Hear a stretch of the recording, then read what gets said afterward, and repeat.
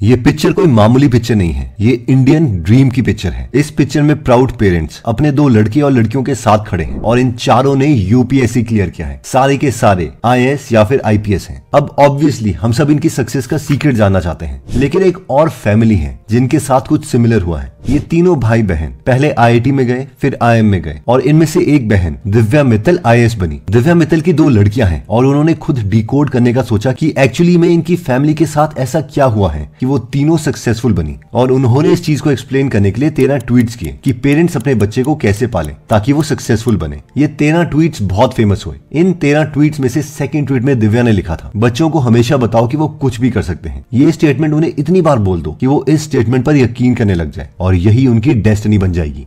अब बहुत से लोगों ने ये ट्वीट पढ़ के अपने बच्चों को बोलना स्टार्ट कर दिया कि वो बेस्ट है, बहुत टैलेंटेड है, ऑलरेडी सब जानते हैं। लेकिन माइंडसेट बुक की ऑथर कैरल डोए कहती है कि हमें ऐसे बच्चों को नहीं बोलना चाहिए, वरना वो सक्सेसफुल नहीं बनेंगे। और उन्होंने ये सब ऐसे ही नहीं बोला, वो खुद स्टैनफोर्ड से पढ़ी है और टीचर रह चुकी है और उन्होंने ये सालों की रिसर्च के बाद कहा है। अब हमें एग्जैक्टली क्या चीज सक्सेसफुल बनाती है, इसके पीछे के रीजन को समझने के लिए हम एक एग्जाम्पल लेते हैं। इमेजिन कीजिए कि आप एक दिन क्लास में जाते हैं जो कि आपके लिए इंपॉर्टेंट है और आपको क्लास अच्छी भी लगती है। क्लास टीचर आपके पास आती है और वो आपको मिड टर्म एग्जाम के रिजल्ट बताती है जिसमें आपको C+ मिला है। आपको बहुत दुख होता है। आप स्कूल से बाहर आते हैं और आपको पता चलता है कि आपने अपनी बाइक को नो पार्किंग जोन में लगाया था, इसलिए आपकी बाइक पुलिस ले गई और आपको चालान भरना पड़ेगा। आप अपने बेस्ट फ्रेंड को कॉल करते हैं ताकि उसे बता सके कि आज आपके साथ क्या हुआ है और वो भी आपसे कह देता है, यार मैं अभी बिजी हूँ, तुझसे बाद में बात करता हूँ। ऑथर कहती हैं कि ये एग्जैक्ट क्वेश्चन उन्होंने बहुत से स्टूडेंट से पूछा और उनके कई स्टूडेंट्स ने बोला कि अगर उनके साथ ऐसा हुआ तो वो तो अपने को एक फेलियर मानेंगे। वो समझेंगे कि उनकी लाइफ डिस्ट्रॉय हो चुकी है, कि भगवान उनके साथ खुश नहीं है या उनकी जिंदगी में कुछ बड़ा नहीं लिखा है एंड सो ऑन। और ये सारे लोग फिक्स्ड माइंडसेट वाले लोग हैं। कैरल के अकॉर्डिंग ये कोई बहुत डिफिकल्ट सिचुएशन नहीं थी। आपको अपने फेवरेट सब्जेक्ट में C+ मिला था, आप फेल नहीं हुए थे। ये एक मिड टर्म एग्जाम था, ना कि फाइनल।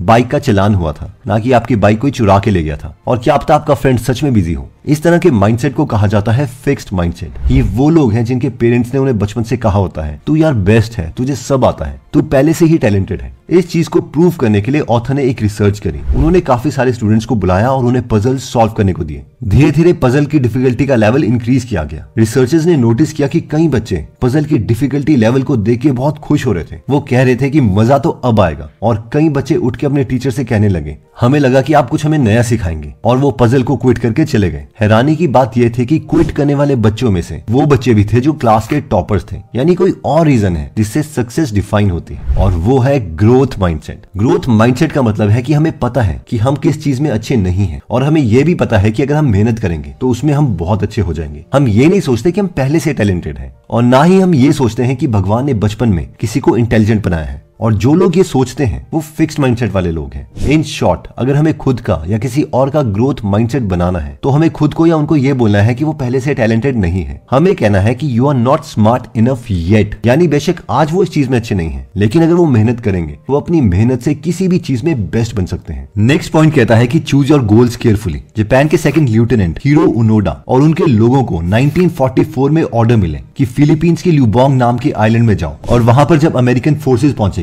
तो उनके साथ लड़ो और उन्हें स्लो डाउन करो, लेकिन कभी भी सरेंडर मत करना। जब अमेरिका की आर्मी इस आइलैंड में पहुंची तो उन्होंने ओनोडा के सारे साथियों को मार दिया। सिर्फ ये 3 लोग बचे थे। ये सब इस आइलैंड के जंगलों में जाकर छुप गए और गोरिल्ला वॉर स्टार्ट कर दी। अब हुआ ये कि 1945 में अमेरिका ने जापान के ऊपर 2 एटॉमिक बॉम्ब फेंक दिए और जापान ने सरेंडर कर दिया। अब बहुत से जापानीज सोल्जर थे जो पैसिफिक आइलैंड में अभी भी लड़ रहे थे, और उन्हें नहीं पता था कि वर्ल्ड वॉर 2 खत्म हो चुकी है। इसलिए अमेरिकन और जापानीज गवर्नमेंट ने इन आइलैंड्स पर प्लेन से नीचे लेटर्स गिरवाए। इन लेटर्स में लिखा था, वॉर खत्म हो गई है, तुम लोग अपने अपने घर जा सकते हो। लेकिन ओनोडा को लगा कि अमेरिकन की चाल है। 5 साल तक ऐसा ही चलता रहा। एरोप्लेन्स आते, वो लेटर्स नीचे फेंकते, इन्हें रिक्वेस्ट करते कि तुम चले जाओ, लेकिन हर बार ओनोडा को यही लगता कि ये अमेरिकन की चाल है। 5 साल के बाद ये लेटर्स फेंकने बंद कर दिए गए, लेकिन ओनोडा और उनके साथियों ने हार नहीं मानी। ओनोडा उन आइलैंड के फार्मर्स पर गोलियां चलाते, उनकी फसल जला देते और जंगलों से नारियल वगैरह खाते। ओनोडा के आखिरी साथी को भी वहां पर लोकल पुलिस ने गोली मार दी क्योंकि वो किसानों की चावल की फसल को जला रहा था। ओनोडा ने 1 नहीं,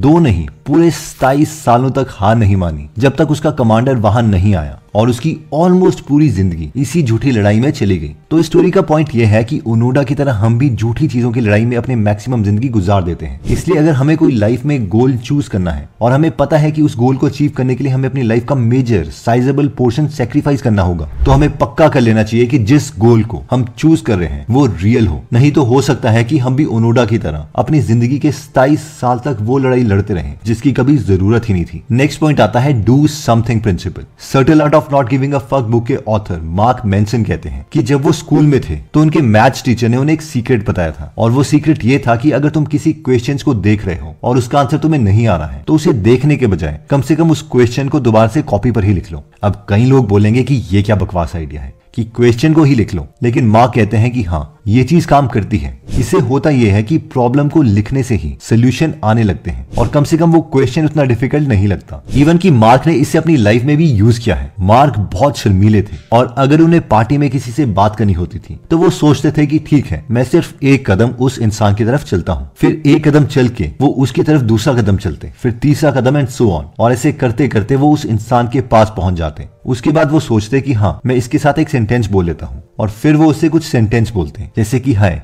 आपका नाम क्या है, और ऐसा करते करते उनके बहुत से फ्रेंड्स बन गए। इन शॉर्ट इस एग्जाम्पल का पॉइंट ये है कि डू समथिंग। अगर कुछ नहीं हो रहा तो कुछ भी कर लो, लेकिन एक्शन लो। बहुत से लोग सोचते हैं कि यार पहले मोटिवेट हो जाता हूँ फिर कोई एक्शन लूंगा, लेकिन रियलिटी ये है कि ये उल्टा है। मोटिवेशन से एक्शन नहीं होता, एक्शन लेने से मोटिवेशन आती है। इसलिए डू समथिंग। नेक्स्ट पॉइंट कहता है कि यू आर नॉट स्पेशल। हम हमेशा इनमें से सिर्फ दो चीजें ही सोचते होंगे। पहला, मैं सबसे बेस्ट हूँ और बाकी सब इडियट हैं, इसलिए सबको मुझे अच्छे तरीके से ट्रीट करना चाहिए। या फिर दूसरा, मैं सबसे डफर हूँ या सबसे दुखी हूँ, बाकी सब इंटेलिजेंट हैं या खुश हैं, इसलिए सबको मुझे बहुत अच्छे ढंग से ट्रीट करना चाहिए। बेशक ये दोनों थॉट प्रोसेस सुनने में बहुत ही डिफरेंट लगते हैं, लेकिन एक इंसान सोच रहा है कि वो बेस्ट है और दूसरा इंसान सोच रहा है कि वो सबसे वर्स्ट है, लेकिन दोनों के बिहेवियर ऑलमोस्ट सेम है। दोनों सेल्फ एब्जॉर्ब्ड हैं, यानी वो अपने बारे में ही सोच रहे हैं और दोनों चाहते हैं कि उनकी कंडीशन के अकॉर्डिंग पूरी दुनिया को चेंज होना चाहिए। इन शॉर्ट पॉइंट ये है कि हम स्पेशल नहीं हैं। हाँ, हमने हर मोटिवेशनल टॉक में सुना है, बड़े बड़े सक्सेसफुल लोगों ने भी कहा है कि हम स्पेशल हैं। जस्ट इमेजिन, आप 8 मिनट रॉकेट में बैठकर अर्थ की ग्रेविटी को पार कर देते हो और दूर से अर्थ को देखते हो। इस पॉइंट पर देखोगे तो हमारा एक्शन इस बड़े यूनिवर्स में मैटर ही नहीं करता।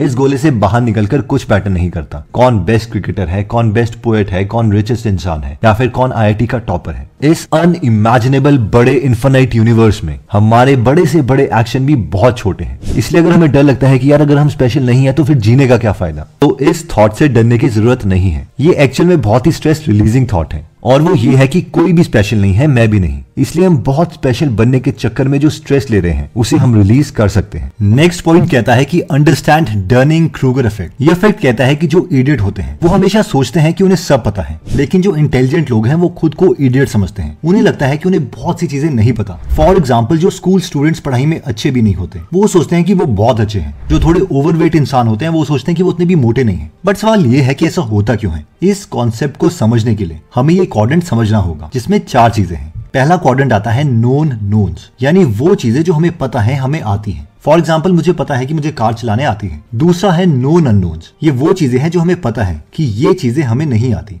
फॉर एग्जाम्पल, मुझे पता है कि मुझे प्रोटीन स्ट्रक्चर्स के बारे में नहीं पता कि वो बॉडी में कैसे काम करते हैं। तीसरा आता है अननोन नोन्स, यानी वो चीजें जो हम इतनी बार कर चुके हैं कि हम भूल गए हैं कि वो हमें आती भी हैं। फॉर एग्जाम्पल, आप ये भी भूल चुके हैं कि आप जूते कैसे पहनते थे। ये हमारे लिए एक ऑटोमेटिक प्रोसेस बन चुका है। और फाइनली फोर्थ आता है अननोन अननोन्स, यानी ये वो चीजें हैं जो हमें पता भी नहीं है कि हमें नहीं पता। फॉर एग्जाम्पल, 2nd क्लास के बच्चे को नहीं पता कि इंजीनियरिंग में फोरियर सीरीज का कॉन्सेप्ट है। अब देखो, होता यह है कि जो इडियट है उनकी सारी नॉलेज इन 4 क्वाड्रेंट्स में से सिर्फ 2 क्वाड्रेंट में लाई करती है, और वो है 1st और 4th क्वाड्रेंट। यानी उन्हें सिर्फ वो चीजें पता है जो उन्हें पता है, नोन नोन्स, और वो चीजें जो उन्हें नहीं पता कि उन्हें नहीं पता। इसे सिंपल भाषा में समझते हैं। इसके लिए हम एक क्रिकेट का एग्जाम्पल लेते हैं। अब लेट्स से कि आप इस फील्ड में नए हैं। आपको बस लगेगा कि हाँ, एक बंदा बॉल फेंकता है और दूसरा बैट से मारता है, और इस नॉलेज को हम आपके नोन क्वाड्रेंट में डाल सकते हैं। और अभी आपको क्रिकेट की डिटेल्स नहीं पता, और इन चीजों को हम आपके अननोन में डाल सकते हैं। इस वक्त आपको नहीं पता कि defensive shot, drive, flick, cut, square drive, pull and hook, sweep, reverse sweep क्या होता है। अब हम इमेजिन करते हैं कि लेट्स से आप एक्चुअल में क्रिकेट सीखना स्टार्ट कर रहे हो। जैसे जैसे आप क्रिकेट सीखोगे, आप नोन क्वाड्रेंट के साथ नोन